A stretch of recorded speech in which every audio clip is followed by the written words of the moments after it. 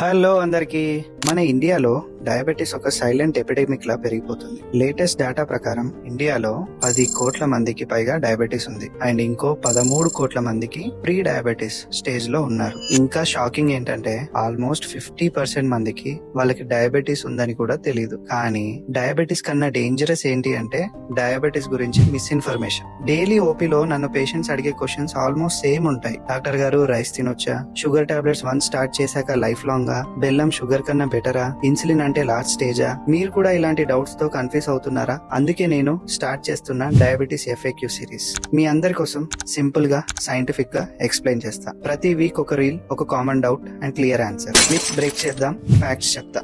మీకు డయాబెటీస్ ఉన్నా లేదా ఇంట్లో ఎవరికైనా ఉన్నా ఈ సిరీస్ మీకు చాలా యూస్ఫుల్ అవుతుంది. సో ఫాలో అవ్వండి, సేవ్ చేసుకోండి, ఫ్యామిలీతో షేర్ చేయండి. See you in FAQ. Thank you.